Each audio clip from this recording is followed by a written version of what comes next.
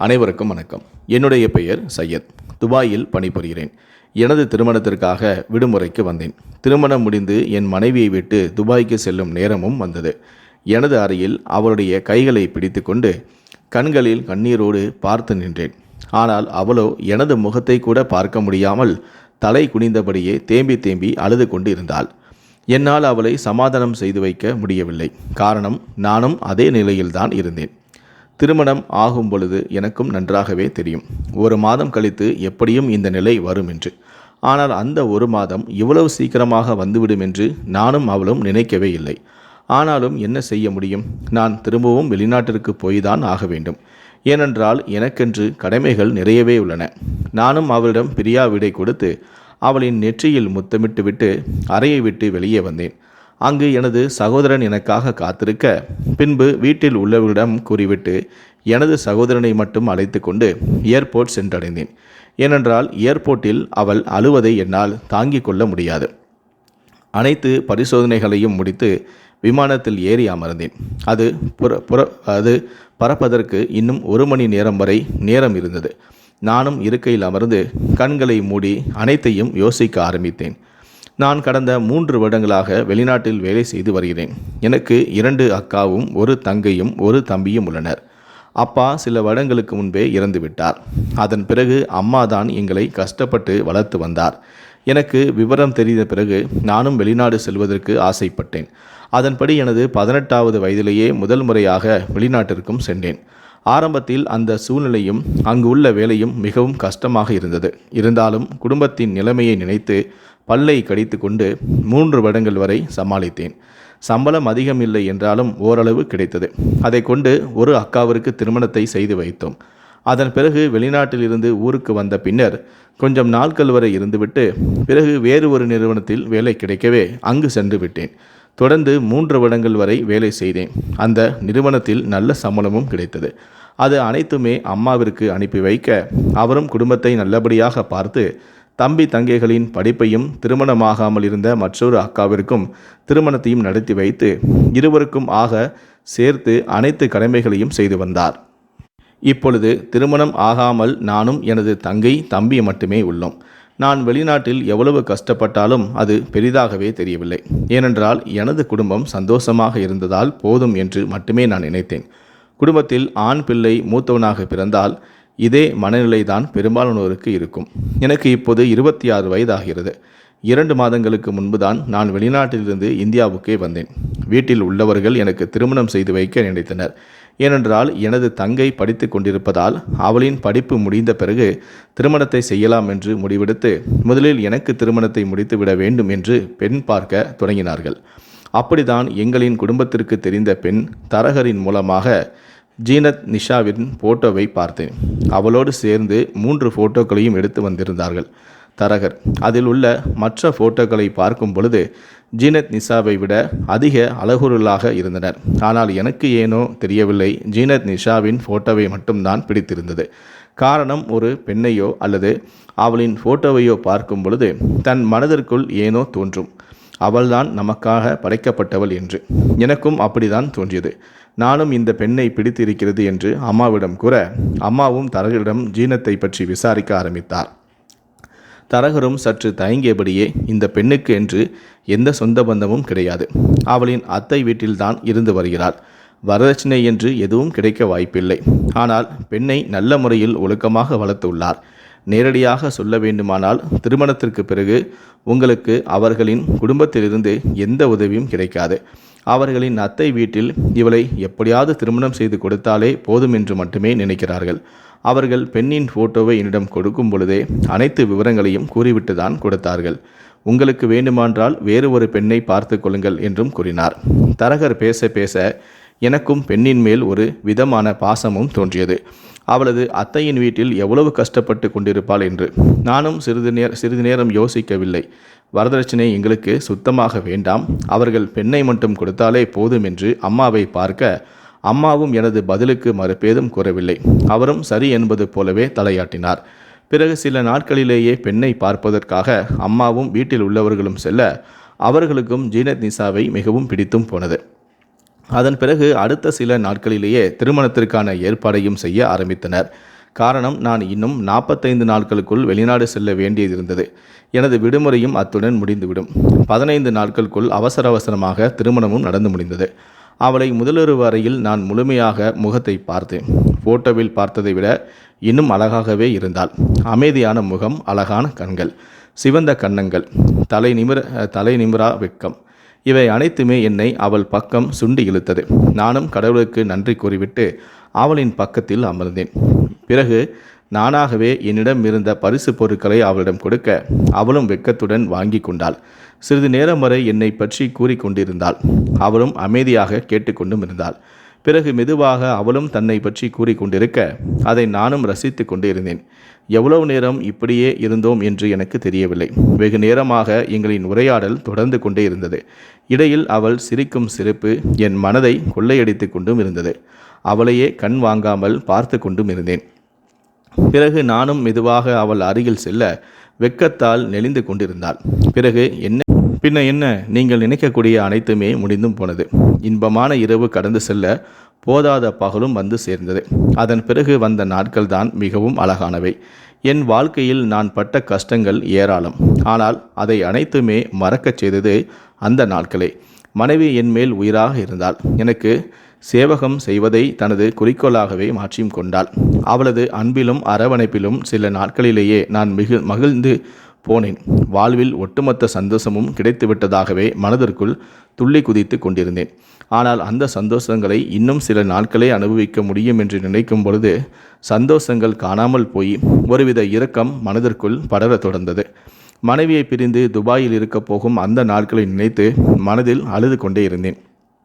திருமணமாகி 25 நாட்கள் ஆகிவிட்டது. அதற்குள்ளாகவே நாங்கள் இருவருமே ஒருவருக்கொருவர் புரிந்து கொண்டு மிகவும் அந்யோன்யமானோம். திருமணமான புதிது என்பதால் அவளுக்கு வீட்டில் எந்த வேலையும் இருப்பதில்லை. ஏதாவது வேலை செய்ய முற்பட்டால் கூட எனது அம்மாவும் சகோதரியும் தடுத்து நிறுத்தி விடுவார். இதனால் எப்பொழுதுமே என் கூடவே இருப்பாள். துபாய் செல்வதற்கு இன்னும் 2 நாட்களே மீதம் இருந்தன. அந்த நாட்களில் எங்களின் மொத்த சந்தோஷமும் மறந்து ஒரு விதமான அமைதியும் துக்கமும் நிலவியது. இருவரின் மனதிற்குள் ஒருவரை ஒருவர் பிரிய போகிறோமே என்ற தவிப்பும் அதிகமாகவே இருந்தது. எனக்கு அவளை உடன் அழைத்து செல்லும் அளவிற்கு அதிகமான சம்பளமும் இல்லை. என்ன செய்வது என்று தெரியாமல் இருவருமே பரிதவித்தோம்.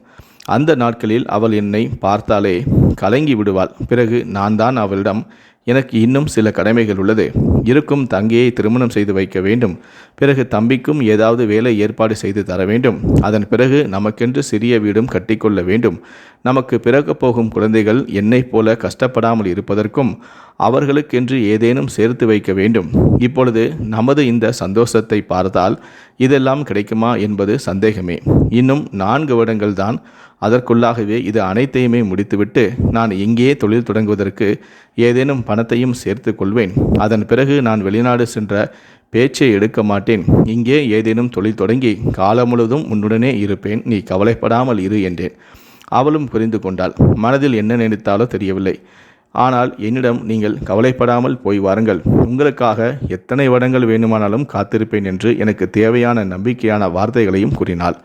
அவளின் வார்த்தைகள் எனது சோகத்திற்கு சிறு மருந்தாக அமைந்தது.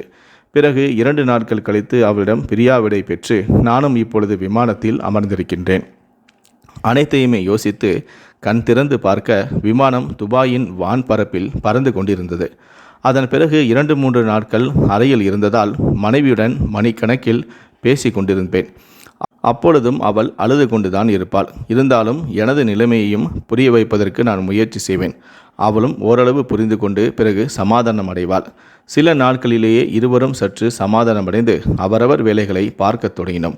இரவு நேரங்களில் மட்டும் நாங்கள் வாழ்ந்த வாழ்க்கையை நினைவு கூர்ந்து காதலை பரிமாறிக்கொண்டு பேசி கொண்டிருப்போம். இப்படியே 1 மாத காலம் கடந்தது. என் மனைவியிடம் தொலைபேசி எதுவுமே இல்லை. அப்போது இருந்த சூழ்நிலையில் பணத்தேவை அதிகமாக இருந்ததால் அவளுக்கென்று தனியாக வாங்கியும் கொடுக்கவும் முடியவில்லை. இரவு நேரங்களில் அம்மாவின் தொலைபேசியை தான் அவள் உபயோகித்து வந்தாள். எப்பொழுதும் பேசினாலும் அம்மாதான் முதலில் சில நிமிடங்கள் பேசியிருந்துவிட்டு பிறகு மனைவிடம் கொடுத்து விடுவார். அதுவரை அனைத்துமே நன்றாகவே சென்றது. ஒரு நாள் அம்மாவிடம் நான் தொலைபேசியின் நலம் விசாரிக்க அம்மா சற்று சோகமான குரலில் அனைத்திற்குமே பதில் கூறி கொண்டு இருந்தார். பின்பு நானாக உங்களுக்கு ஏதேனும் உடல்நிலை சரியில்லையா என கேட்க அவரும் ஒன்றுமில்லை, மனதிற்கு தான் சற்று கவலையாக உள்ளது என பதிலளிக்க நானும் பதறிப்போய் என்னவென்று விசாரிக்க ஆரம்பித்தேன். ஆரம்பத்தில் அவர் எதுவும் கூறவில்லை. பிறகு நானாக மீண்டும் மீண்டும் கேட்க அவர் பேச ஆரம்பித்தார். நீ சென்ற பிறகு உனது மனைவியின் நடவடிக்கைகளில் பெரிய மாற்றங்கள் ஏற்படுகிறது. எனது கணவனின் சம்பளத்தில் தான் நீங்கள் அனைவருமே உட்கார்ந்து சாப்பிட்டு கொண்டு இருக்கிறீர்கள் என உன் மனைவி பேசி கொண்டிருக்கிறாள். நீ ஒரு காரியம் செய். இனிமேல் உனது மனைவியின் பெயரிலேயே உன்னுடைய சம்பள பணத்தை மொத்தமும் அனுப்பிவிடு. எனக்கோ அல்லது உனது சகோதர சகோதரிகளுக்கோ எதுவுமே தேவைப்பட்டால் உனது மனைவிடமிருந்தே நாங்கள் வாங்கிக் கொள்கிறோம். என்னிடம் உள்ள பொறுப்புகள் அனைத்தையுமே அவளிடமே கொடுத்துவிட்டு நானும் உனக்காக தினமும் கடவுளிடம் வேண்டிக் கொள்கிறேன். அவள் பேசுவதை என்னால் தாங்கிக் கொள்ள முடியவில்லை என அழுது கொண்டே கூறிக்கொண்டிருந்தார். அம்மா பேச பேச என் மனைவியின் மேல் கோபம்தான் வந்தது. எதற்காக அவள் இப்படி நடந்து கொள்கிறாள் என்று. நானும் மெதுவாக அம்மாவிடம், அம்மா, நீங்கள் சொல்வது போல அவள் பேசும் அளவிற்கு தெரியவில்லையே என்றேன். அதற்கு அம்மாவும், நானும் அப்படிதான் நினைத்தேன்.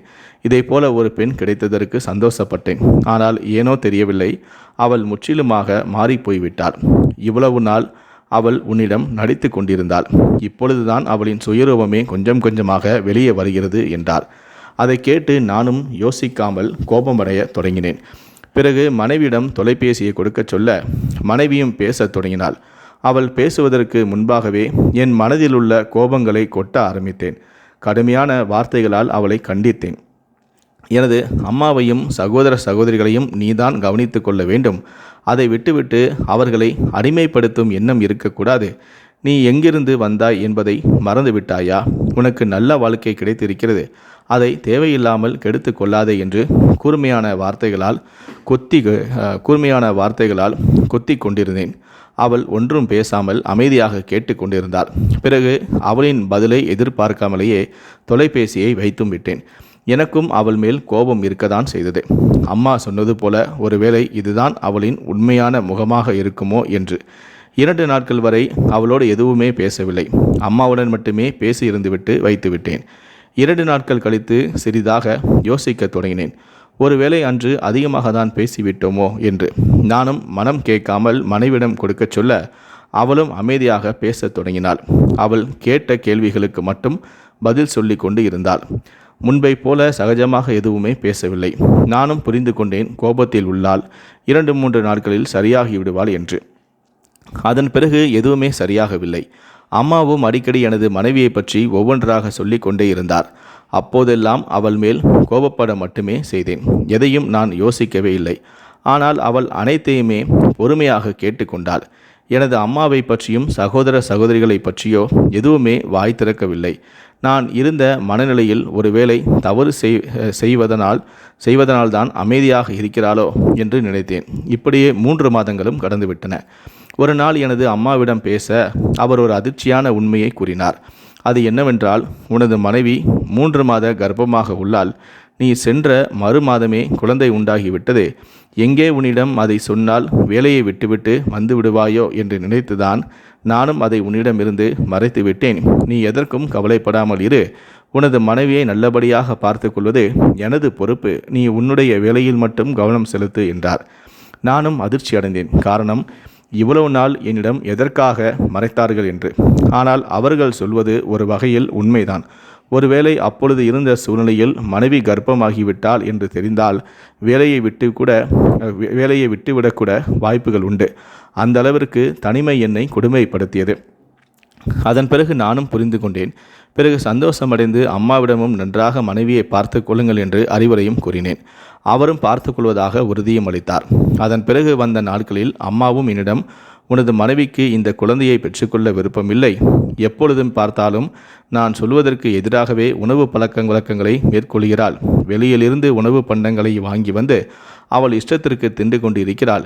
இப்படியே போனால் என்ன செய்வது என்று குற்றச்சாட்டையும் அவள் மேல் வைக்க நானும் அவள் மீது கோபப்பட ஆரம்பித்தேன்.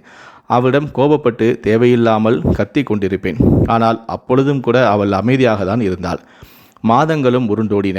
அந்த மாதங்களில் ஏனோ தெரியவில்லை, அவள் மீது சிறிதாக வெறுப்பு மட்டுமே வரத் தொடங்கியது. எனக்கு என்ன கோபம் என்றால், வயிற்றில் பிள்ளையை வைத்துக்கொண்டு எனது அம்மா சொல்வதை கேட்க மறுக்கிறாளே என்பதுதான். அப்பொழுதும் கூட மனம் கேட்காமல் அவளிடம் அன்பாக பேசுவதற்கும் முயற்சி செய்தேன். ஆனால் அவளிடம் இருந்து எந்த பதிலும் வராது. கேட்ட கேள்விகளுக்கு மட்டுமே பதில் சொல்லிவிட்டு அம்மாவிடம் கொடுத்து விடுவாள். இது எனக்கு இன்னும் ஆத்திரத்தை மூட்டியது. இப்படியே 9 மாதங்கள் கழித்து ஒரு அழகான ஆண் பிள்ளையையும் பெற்றெடுத்தாள் மனைவி. அந்த நாள் நான் அடைந்த சந்தோஷத்திற்கு அளவே இல்லை. உடனடியாக இந்தியாவிற்கு சென்று மகனை பார்க்க வேண்டும் என்று தோன்றியது. ஆனால் நிறுவனத்தில் அப்பொழுது இருந்த வேலை நெருக்கடியால் என்னால் செல்ல முடியவில்லை. அவளை பற்றியும் குழந்தையை பற்றியும் அடிக்கடி அம்மாவிடம் கேட்டு தெரிந்தும் கொண்டேன். மனைவியின் நடவடிக்கைகளிலும் எந்த மாற்றமும் வரவில்லை. அவளும் ஏனோதானோ என்பது போல பேசிக்கொண்டே இருந்தாள். அம்மாவிடம் தான் குழந்தையை பற்றி கேட்டு கொண்டிருப்பேன். சில சமயம் குழந்தைக்கு அருகில் தொலைபேசியை வைக்க அது சிரிக்கும் சத்தமும் அழுவும் சத்தமும் கேட்டு ஆறுதல் அடைந்தும் கொண்டேன். காலங்களும் கடந்து சென்றது. நான் இங்கே வந்து 2 வருடங்களும் ஆகிவிட்டது. இந்த இரண்டு வருடங்களில் நிறைய மாற்றங்கள். படித்து கொண்டிருந்த எனது சகோதரிக்கு நல்ல இடத்தில், என் தங்கைக்கு நல்ல இடத்தில் திருமணமும் செய்து வைத்தார் அம்மா. சகோதரனும் வேலைக்கும் சேர்ந்து விட்டான். நானும் இந்த 2 வருடங்களில் அவர்களுக்கு தேவையானதை நிறைவேற்றிவிட்டேன் என்ற மன நிம்மதியில் இருந்தேன். நானும் 2 வருடங்களுக்காக காத்திருந்தேன். நமக்காக ஏதேனும் சேர்த்து கொண்டு மனைவிடம் சென்று அங்கே வாழ்ந்து விடலாம் என்று. கடவுளின் கிருபையால் அந்த 2 வருடமும் முடிந்தது. மொத்தம் 4 வருடங்கள் ஆனது மனைவியை பார்த்து. இப்பொழுது அவளுடன் சேர்ந்து குழந்தையும் உள்ளது. இருவரையும் காணும் ஆவல் அதிகமாகவே வரத் தொடங்கியது. நானும் அம்மாவிடம் இந்தியாவிற்கு வருகை பற்றி பேச அவர் பதறிப்போனார். என்னவென்று விசாரிக்க, இப்பொழுது இருக்கும் சூழ்நிலையில் நம்மிடம் எந்த பணமும் இல்லை. அனைத்துமே உனது மனைவியின் பிரசவத்திற்கும் குழந்தைக்கான வைத்திய செலவிற்கே முடிந்துவிட்டது. அது மட்டுமல்லாது மாதம் மாதம் உனது மனைவிக்கு தான் அதிகமாக செலவு செய்தேன். கையில் இப்பொழுது எந்த பணமும் இல்லை. வேண்டுமென்றால் 2 வருடங்கள் கழித்து பார்த்து கொள்ளலாம் என்றார். இதை கேட்டு நான் உண்மையிலேயே திடுக்கிட்டு போனேன். காரணம், இந்த 4 வருடங்களில் பல லட்சங்கள் அம்மாவின் பெயரில்தான் நான் அனுப்பி வைத்தேன். அவர் கூறியதை கேட்டு எனக்கு என்ன செய்வதென்றே புரியவில்லை. நானும் இந்தியாவிற்கு செல்வதை பற்றி எனது நிறுவனத்திடம் பேச, அவர்களும் தற்சமயம் நீங்கள் விடுமுறைக்கு சென்று வாருங்கள், நீங்கள் வந்த பிறகு அனைத்தையுமே பேசிக்கொள்ளலாம் என்றனர். எனக்கும் அதுதான் சரி எனப்பட்டது. ஒன்றும் கூற முடியாமல் அடுத்த சில நாட்களிலேயே இந்தியாவிற்கும் விடுமுறையில் வந்துவிட்டேன். ஆவலாக மனைவியையும் மகனையும் காணச் சென்ற எனக்கு அதிர்ச்சி மட்டுமே மிஞ்சியது. காரணம், எனது மனைவி எலும்பும் தோலுமாக காட்சியளித்தாள். அருகில் சென்று பார்க்கும் பொழுதுதான் தெரிந்தது, அவளின் உடையும் கிழிந்து அதில் தையல்கள் போடப்பட்டு இருந்தது. என்னால் அப்பொழுது ஒன்றுமே பேச முடியவில்லை. என்ன நடக்கிறது என்பதும் புரியவில்லை. என்னை பார்த்து சந்தோஷத்தில் பல நாட்களுக்கு பிறகு மனைவி கண்ணீர் விட்டு அழத் தொடங்கினாள். அவளை சமாதானம் செய்வதற்கு சில மணி நேரங்கள் ஆகிப்போனது. பிறகு குழந்தையை பார்க்க அச்சு அசலாக என்னைப் போலவே இருந்தது. எனக்கும் அவனை பார்த்து அந்த நொடியே நான் பட்ட கஷ்டங்கள் அனைத்துமே மறந்து போயின. ஆரம்பத்தில் அவன் அழுதாலும் பிறகு என்னுடன் சகஜமாக விளையாடத் தொடங்கினான். நான் வெளிநாட்டிலிருந்து வந்த செய்தியை கேட்டு திருமணமான சகோதரிகள், அவர்களின் குழந்தைகள் அனைவருமே வீட்டிற்கு வந்தனர். அவர்களாகவே நான் வாங்கி வந்திருந்த பொருட்கள் அனைத்தையுமே எடுத்து தங்களின் குழந்தைகளுக்கு கொடுத்து கொண்டிருந்தனர். என்னால் ஒன்றும் சொல்ல முடியவில்லை. அது அனைத்தையுமே நான் எனது குழந்தைகளுக்காக வாங்கி வந்திருந்தேன். அது மட்டுமல்ல, எனக்காக அது வாங்கவில்லை, இது வாங்கவில்லை என குறை கூறிக்கொண்டிருந்தனர். பிறகு அம்மாவிடம் நலம் விசாரிக்க அவரும் ஏனோதானோ என்று பதிலளித்து கொண்டிருந்தார். எனக்கு அப்பொழுது எதுவுமே புரியவில்லை. பிறகு புதிதாக திருமணமான தங்கையின் வீட்டிற்கு நானும் எனது மனைவியும் சென்று பார்க்க, திருமணம் செய்து கொடுத்த மாப்பிள்ளையின் வீடு பெரியதாகவே இருந்தது. தங்கையும் வரவேற்று அவளது அறைக்குள் அழைத்து சென்றாள். அங்கே சென்று பார்க்க அவளது அறை முழுவதுமே விலையுயர்ந்த ஆடம்பரமான பொருட்களால் நிரம்பி இருந்தது. நானும் ஆச்சரியப்பட்டு, உனது கணவர் உனக்காக நிறைய பொருட்களை வாங்கி தந்திருக்கிறார் என பாராட்ட, அதற்கு அவளோ, இது அனைத்துமே கணவர் வாங்கி தந்தது அல்ல, அம்மாதான் ஆசைப்பட்டு வாங்கி கொடுத்தார் என பதிலளித்தாள். எனக்கும் அப்பொழுது ஓரளவு புரிந்து போனது, அது அனைத்துமே எனது பணம்தான் என்று. ஒன்றும் பேச முடியாமல் அங்கிருந்து வீட்டிற்கு வந்தோம். பிறகு அம்மாவிடம் சகோதரனை பற்றி விசாரிக்க ஒருவித அமைதி நிலவியது. காரணம், எனது சகோதரன் யாருக்கும் தெரியாமல் திருமணம் செய்து கொண்டு தனியாக சென்று விட்டான். அது மட்டுமல்லாது, திருமணம் செய்வதற்கு முன்பே சிறிய அளவில் ஒரு நிறுவனத்தையும் தொடங்கியிருந்தான். அதை பற்றி என்னிடமோ அல்லது எனது மனைவிடமோ தெரிவிக்கவில்லை. அதற்கு காரணம் அம்மாதான்.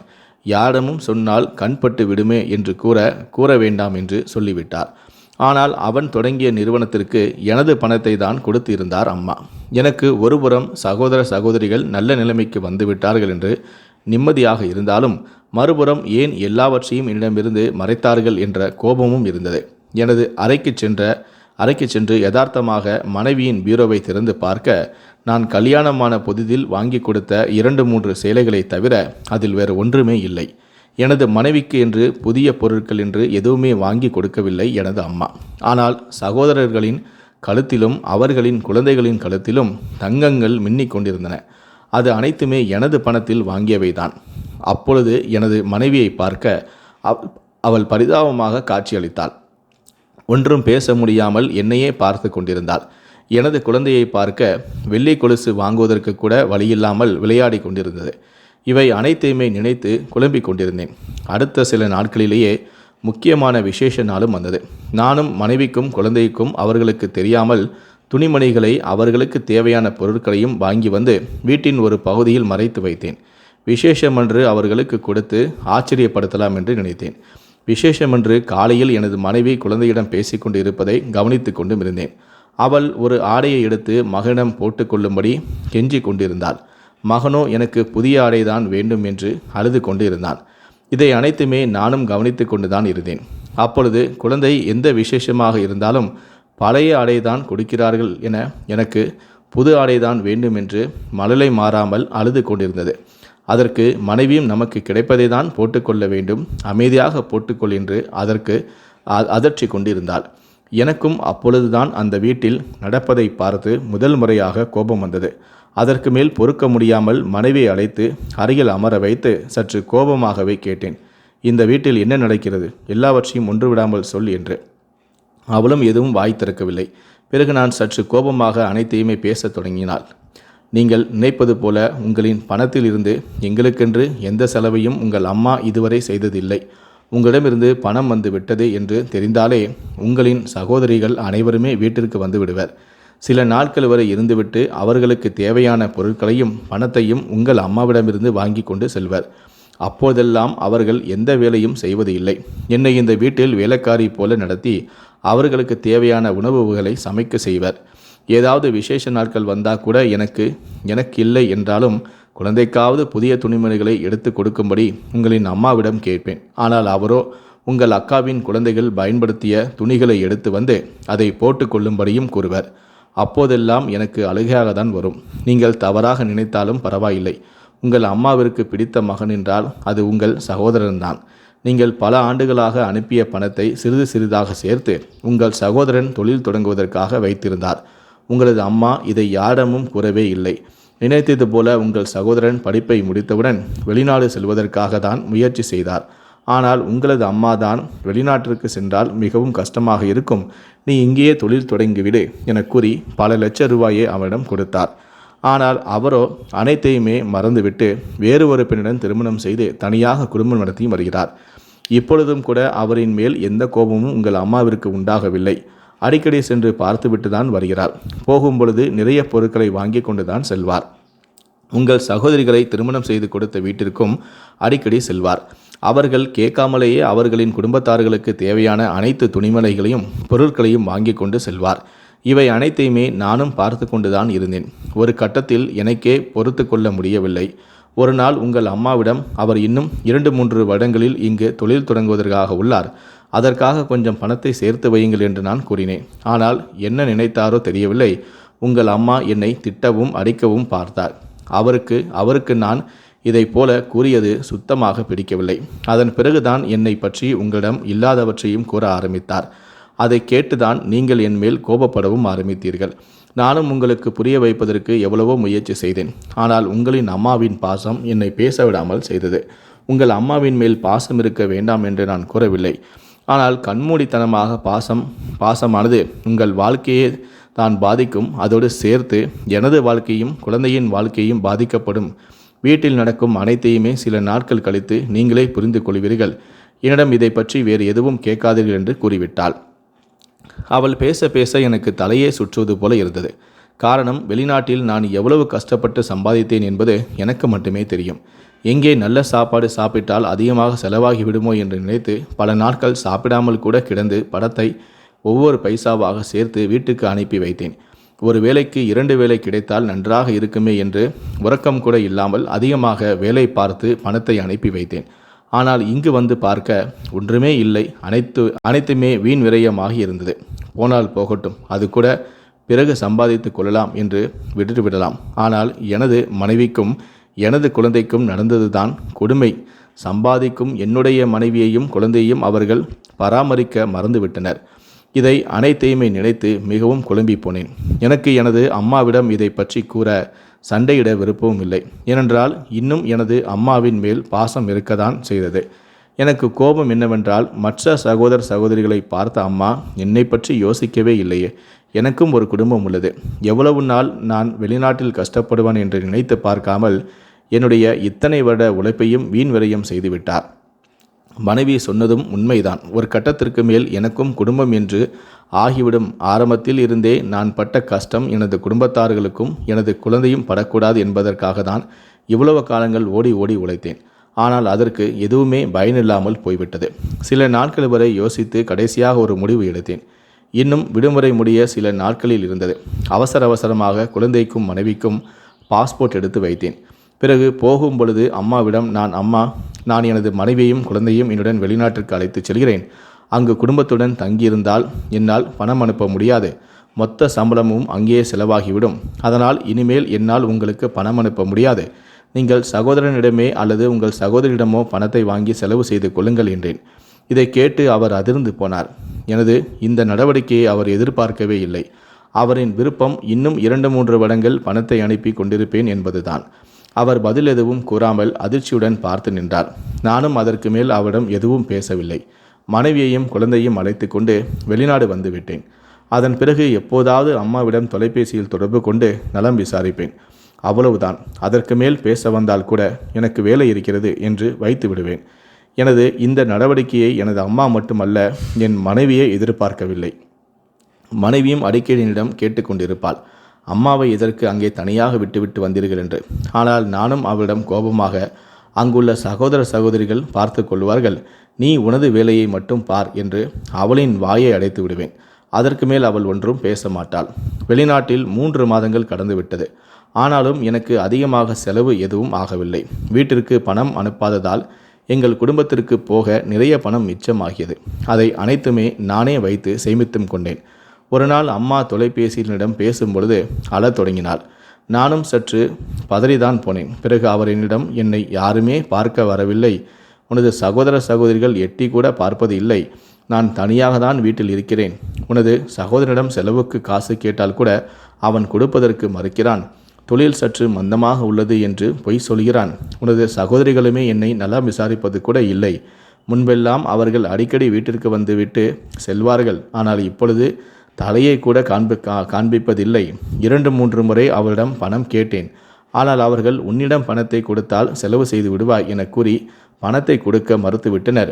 நன்றி கெட்டவர்கள். நான் எவ்வளவோ அவர்களுக்கு செய்திருக்கிறேன். ஆனால் இந்த 2-3 மாதங்களிலேயே அவர்களின் குணம் எவ்வளவு தூரம் மாறும் என்று நான் நினைவிக்கவே இல்லை. எனக்கு வீட்டு செலவிற்கு சுத்தமாக பணம் எதுவும் இல்லை. உன்னால் முடிந்தால் கொஞ்சம் பணத்தை அனுப்பிவிடு என்றார். அவரின் நிலைமையை நினைத்து எனக்கு கவலையும் உண்டானது. ஆனால் நான் மீண்டும் ஏமாற தயாராக இல்லை.